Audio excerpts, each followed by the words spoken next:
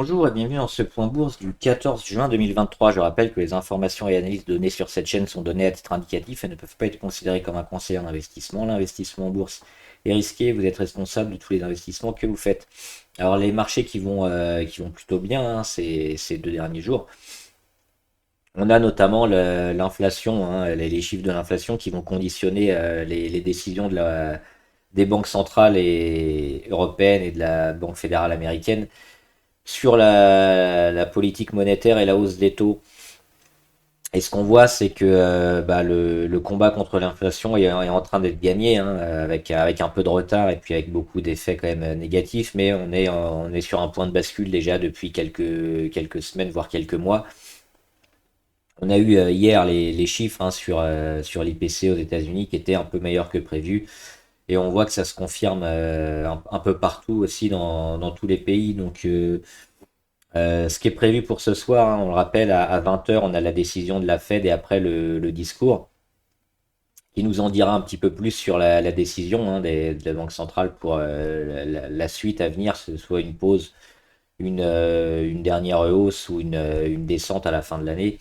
Ce sera intéressant et les marchés vont certainement réagir à ça. Mais ce qu'on a eu là dernièrement, c'était surtout ça, les chiffres de l'inflation qui sont plutôt bons, qui commencent véritablement à descendre un peu partout et qui devraient donc donner une politique plus accommodante au niveau des banques centrales et des taux parce qu'on est déjà monté bien haut, hein, et qu'on va. On est à 5,25, hein, aux États-Unis. Et il y a eu pas mal de soucis déjà sur quelques entreprises. Donc augmenter les taux, ça serait un peu trop dangereux notamment. Donc ça, c'est plutôt une bonne chose pour les marchés. Et on voit que les marchés, ils sont plus que résilients, hein. Alors, est-ce qu'on est sur le dernier baroud d'honneur avant le point de bascule ou au contraire une dernière relance sur les marchés? C'est compliqué parce que les chiffres qui viennent sont plutôt intéressants, mais on a quand même un passif en termes d'inflation et puis en termes de trésorerie, hein, les trésoreries qui ont été un peu rognées ces derniers mois, à la fois sur les particuliers mais aussi sur les entreprises. On a la tech qui a énormément boosté, on va le voir tout à l'heure avec le Nasdaq, mais oui, sur les marchés traditionnels, on a une résilience très forte, hein, pour les marchés qui ne veulent pas capituler pour le moment. Donc on le voit ici sur le CAC, hein, on a frôlé notre support, résistance ici à 7376, on est toujours en dessous, donc toujours en phase de consolidation. Et sur les indicateurs niveau MACD, on voit une petite inversion de tendance, mais bon, c'est plutôt du zigzag à ce stade-là. Pour en tirer une conclusion, il faudra encore attendre un petit peu. C'est toujours le même niveau, hein, le niveau charnière 7376. Et ce qui va se passer donc ce soir à 20 h pour les États-Unis et demain 14 h 15 la BCE, ce sera la même chose. On aura certainement plus 0,25, hein, sur la Banque Centrale Européenne. On va regarder rapidement quand même les marchés US, avec notamment le Dow Jones. On le voit, hein, rebond sur support, toujours dans son range. Et aujourd'hui, le Dow, il est à la mi-séance à moins 0,25, donc il est un tout petit peu en dessous. Il a rebondi sur sa résistance et il revient en dessous. Mais un statu quo depuis longtemps, depuis le début de l'année, même la fin d'année dernière sur le Dow Jones, on est ici avec les 34 280 en résistance et le support à 32 750 qu'on a enfoncé quelques semaines quand même. Mais on le voit, ça, c'est un niveau qui a bien fonctionné avec notamment la moyenne à 200, donc toujours dans un statu quo et une période où il se passe pas grand-chose, hein, sur le dos. Alors que sur les marchés technologiques, notamment, hein, le Nasdaq, on en a parlé longtemps au début de l'année, et on avait dit qu'il y aurait un retournement et que les tech US fonctionneraient bien cet été, donc c'est le cas, hein. On dézoome, on l'a eu ce retournement, et là on est très proche de notre premier objectif majeur à 15 142 sur le Nasdaq. On va zoomer, on est à 15 000 là actuellement à la mi-séance. Donc c'est ça aussi qui nous fait dire peut-être attention parce que c'est un support majeur. On a la décision des banques centrales, donc peut-être une reprise de souffle, hein, après le gros rallye, et puis un changement de direction, ou alors au contraire continuer, parce que la tendance elle est bonne, hein, à moyen terme. Même si ça descend, on pourrait recasser, revenir après. Donc c'est vraiment des journées charnières qu'on va avoir toute cette fin de semaine et la semaine prochaine pour les marchés.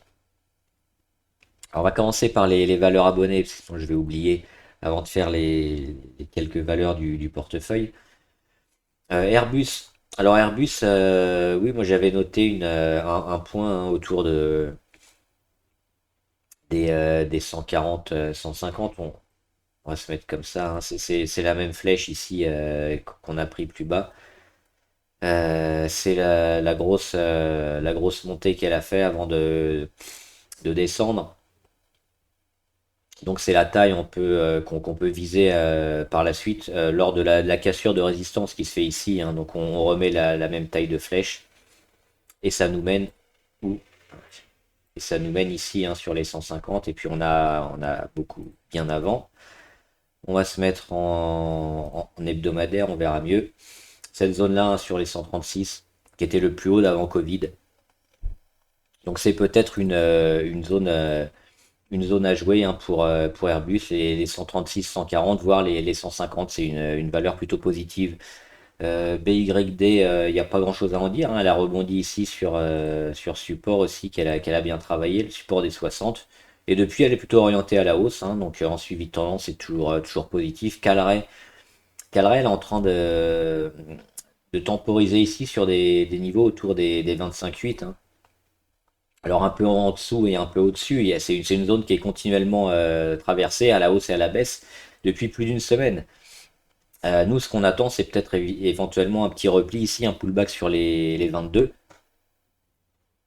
pour la reprendre parce que le retournement, il est pas loin d'être acté hein, sur Calray. Et puis les semi-conducteurs, on l'a vu, qui sont plutôt intéressants et qui ont le vent en poupe, donc ça peut être intéressant, gros pic de volume. Ce sera certainement suivi d'effets sur Calray Corian. Moi, j'aime pas hein, ces graphes-là, ces graphes qui font que descendre comme ça. Alors oui, il y a toujours des petits rebonds techniques à prendre, hein, des positions plutôt en court terme, mais plus de chances de se vautrer qu'autre chose hein, sur ce genre de graphe. Attendre qu'on ait véritablement un début de rentrée d'investisseurs avec des gros volumes, qu'on revienne un peu tester les moyennes les plus longues. Et puis même si on perd quelques gros pourcentages, au moins on aura plus de chances d'avoir un trade gagnant. Moi, ce genre de choses-là, je n'y touche pas. OVH, on est sur un support ici intéressant, hein, le support des 10, 9,71 pour arrondir. Il faut qu'il tienne. C'est négatif hein, sur OVH, on le voit hein, depuis son introduction où on a eu quelques belles semaines, quelques beaux mois, après on a tout rendu. Mais là, on est sur le support du 30 septembre 2022, donc quasiment 9 mois. Et ça a tenu une deuxième fois. Donc si on a une réaction ici, hein, dans cette zone-là, peut-être pourquoi pas jouer en premier lieu le rebond technique, et puis peut-être rester si on se maintient. Rallye, bah oui, rallye exceptionnel. Hein, on était ici sur les 0,8, on est sur les 2,58 en termes de pourcentage.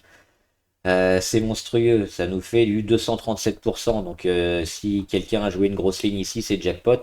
C'est spéculatif, donc c'est le genre de ligne qui peut faire comme ça une grosse journée et puis après tout rendre comme ce qui avait été fait plus tard et puis ne jamais retrouver son prix d'achat. C'est pour ça que c'est compliqué de rentrer sur ce genre de dossier, de ce genre de graphe. Parce que c'est très risqué, donc si on met une grosse ligne, on peut flinguer un peu le portefeuille. Après, oui, sur une petite ligne, ça se tente, parce qu'on peut aller chercher des pourcentages intéressants.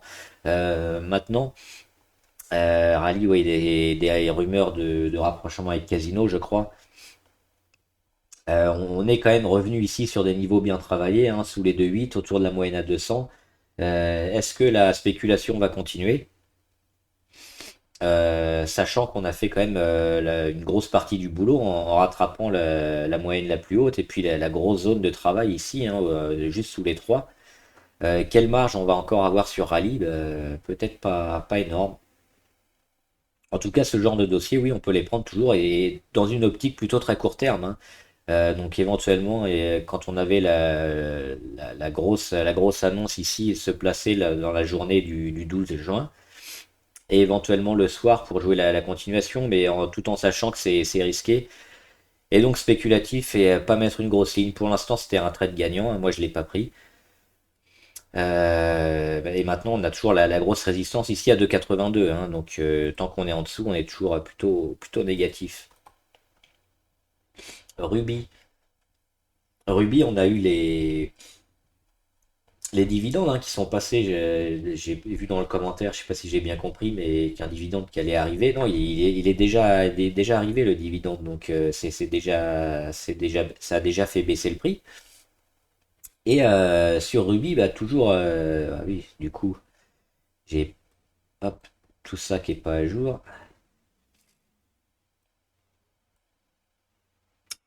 Donc, hop. Donc la résistance ici à 25-24, on est toujours en dessous. Je remettrai mes graphes à jour après. Bon, toujours dans la continuation hein, du range un petit peu qu'elle nous a mis depuis quelques mois. Mais si on dézoome un peu, c'est très positif sur Ruby. Ce qu'il faut regarder aussi, les matières premières, et notamment le gaz. Le gaz, on le voit, hein, qui a arrêté sa descente et qui est en train de se stabiliser sur des niveaux autour des 2, 2,5. Hein. On est sur les 2,3 là. On descend encore un peu, on a du mal à faire un retournement sur le gaz, mais on descend quasiment plus. On voit sur ce graphe là en plutôt long terme, on l'est ici au mois de février, donc au début de l'année, la chute s'est arrêtée. Donc ça devrait certainement aider hein, tout ce qui est gaz et notamment Ruby. D'autant que les fondamentaux sur Ruby sont plutôt très bons. La confirmation, la Raoult, ah, c'est franchement le bordel. Hein, je remettrai des graphes à jour après. Ce sera ici un débordement des 25-24. On peut mettre une alerte. Hop, ça peut être intéressant. Confirmation donc du retournement sur un débordement des 25-25. Sur Ruby, Ubisoft. Ubisoft, ils s'en sortent bien depuis quelques temps, mais on voit qu'ils ont à nouveau fait un échec ici. Hein. On avait une zone de range entre les 25,3 et les 28,8.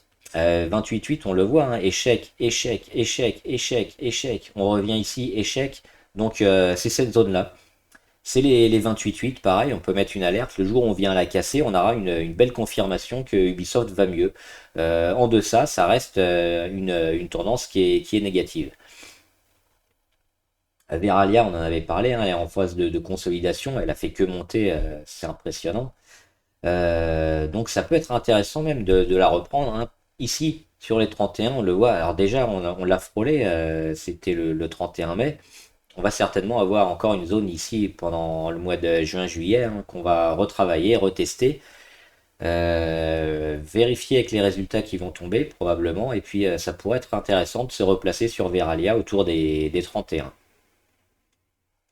Et enfin Worldline. Worldline, elle est proche d'un gros support ici à 33. Alors le support intermédiaire à 37, il a lâché. Mais il avait été racheté souvent, hein, même si on avait été méché quelques fois en dessous. Moi, ce qui me fait peur un petit peu, c'est ça. C'est l'oblique RSI sur les plus bas. On le voit, on l'a cassé ici. Donc là, c'était une première alerte. Cette zone-là, hein, fin mai. Donc ça annonçait la cassure du support quelques jours plus tôt, plus tard. Et donc cette incapacité à revenir au-dessus du support. Donc on en est là, on frôle les 30. Donc on a toute cette zone-là qui va être travaillée par Worldline hein, entre le vrai support ici autour des 33,8 et puis le support intermédiaire des 37. On va peut-être aller sous les 30, en revenir. Ça vaudra le coup peut-être de prendre une position assez proche du support hein, sur les 33,8 et par contre si on casse vraiment les 33,8, oubliez Worldline. Mais on aura certainement une réaction et puis un travail qui va se faire sur Worldline. Et puis ça pourrait être le début de quelque chose d'assez fort parce qu'on l'a vu aussi sur Worldline, les fondamentaux sont pas si mal. Et on a quand même une config pas trop mal hein, si on enlève cette ligne-là du support intermédiaire avec cette phase de congestion assez longue. Si on va chercher un peu dans l'Excel support et qu'on rebondit, oui, ça pourrait être pas mal. Donc jouer cette zone ici des 30,8 et oublier si on casse franchement les 30. Allez, on va faire rapidement juste quelques valeurs du portefeuille. Apple, ils sont en train de confirmer. Hein, ils avaient le support résistance ici qu'ils ont travaillé quelques jours, et puis là, c'est continuation de tendance sur Apple, toujours très fort. Donc, impressionnant, hein, la tech, on l'a dit, qui performe bien, et puis Apple, un des leaders de secteur sur la tech, qui continue son rallye, donc toujours très intéressant, et puis tant qu'on se maintient au-dessus de la moyenne à 20, il y a rien à faire, c'est toujours très positif. Capgemini, pareil, hein, on en parlait ici, c'était une bonne valeur sur laquelle rentrer, hein, sur les 160 à 170. L'objectif, il est sur les 185 en court terme, sur Capgemini, et puis même à moyen terme, il y a des chances que la tendance se confirme. Donc, en investissement, on peut rentrer éventuellement maintenant, et puis en court terme, on visera les 185. Dassault Aviation, c'est intéressant parce qu'elle a tapé une troisième fois. On le voit, premier impact ici, deuxième sur les mèches. Et le troisième, il est tapé hier. Et là, on est en train de retravailler cette oblique donc sur Dassault Aviation, plutôt intéressant en court terme. Et puis toujours, hein, Dassault Aviation, on le sait, on la suit en long terme, en hebdomadaire avec ce niveau-là des 162,3 sur lequel on est revenu. On a méché et on est en train de repartir, donc très positif sur Dassault Aviation. Eramet, pareil, qui a fait le pullback, hein, breakout, pullback et qui est en train de repartir, donc plutôt favorable aussi. Snack Darty, j'en ai déjà parlé. C'était quoi que je voulais faire? Ah oui, il y avait Plastic Omnium, pareil, troisième point d'impact, hein, le premier août 2022, le deuxième mars 2023, et là on revient tester. Donc pareil, on va peut-être avoir une zone de travail ici. Ça me semble un peu tôt pour casser, mais pourquoi pas. Donc si on vient à casser, on pourrait éventuellement se mettre, hein, en court terme pour aller chercher le premier objectif sur les 19,30. Sinon, le scénario plus probable, hein, qu'on revienne un peu en bas. Et la prochaine tentative aura plus de chances de percer, hein, mais sur Plastic Omnium, c'est pareil. On est plutôt favorable à moyen long terme. Donc si on est en mode investissement, à pas faire du trading tous les jours, c'est une valeur à surveiller, éventuellement sur laquelle rentrer. Et je voulais finir avec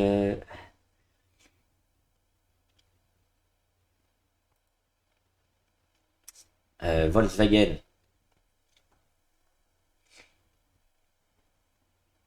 Volkswagen, elle a tapé ici son premier objectif, hein, les 133. Alors on a tout le secteur auto, on va voir Renault assez après rapidement. Donc l'objectif court terme, il est atteint sur Volkswagen. Donc on peut monter les stops ou soit quitter la position, hein, si on l'avait pris en court terme. Si on l'a pris en moyen long terme, peut-être allégé. Sinon, graphiquement, c'est pas mal aussi. On a éventuellement une figure de tasse ici. Et on va peut-être jouer lance quelques semaines à taper sur les 133, et le jour où on vient taper les 133, on aura la confirmation, hein, de la grosse tendance long terme sur le titre et du retournement, donc sur pas mal de valeurs du secteur auto et Volkswagen en particulier. Donc tout ça, c'est plutôt positif aussi. Donc vous voyez, hein, toujours votre horizon de placement, si vous choisissez de rentrer pour du court terme ou du long terme, et éventuellement recharger ou prendre ses profits. Et oui, ce que je voulais faire, c'était ça, c'était Alibaba, j'en avais parlé aussi sur une page. Alibaba, on dézoome, catastrophique, hein, en 2020-2021. 2022, on commence à se stabiliser, on tente un retournement avorté en début 2023. Et puis une petite phase ici, une figure un peu plus courte qui nous fait un peu ce qu'on a vécu dernièrement, avec un premier point haut ici au mois de janvier, fin janvier, un deuxième mois d'avril, le troisième au mois de mai, et puis là on vient casser au mois de juin, on va zoomer. Hop, on a cassé ici un première mèche le 12 et puis le 13, on casse cette phase de congestion. On revient tester toutes les moyennes, hein, qui sont plutôt aplaties. On revient aussi quasiment sur la ligne des zéros. Alors c'est plutôt neutre, hein, dernièrement sur les indicateurs, mais on a une belle tendance quand même qui est en train de se dessiner. Et puis les plus bas sur les 79, hein, rachetés à chaque fois. On peut le mettre ici. Hop, ça est racheté ici sur les 79,80. Et puis là, on est en train de casser. Donc, belle porte d'entrée sur Alibaba, hein, si vous n'êtes pas dessus. Ça peut valoir le coup d'investir sur le géant chinois. Là, on est coté aux États-Unis, hein. sur au New York Stock Exchange, je crois, c'est ça. Donc voilà la valeur à suivre, c'est intéressant. J'espère que la vidéo vous a aidé. N'hésitez pas hein, je fais des graphes à la con. À poser des questions hein, si vous en avez sur le trading en général, la bourse en particulier ou les valeurs que vous suivez. On les analysera ici en graphe ou en commentaire. Bon trade, à plus.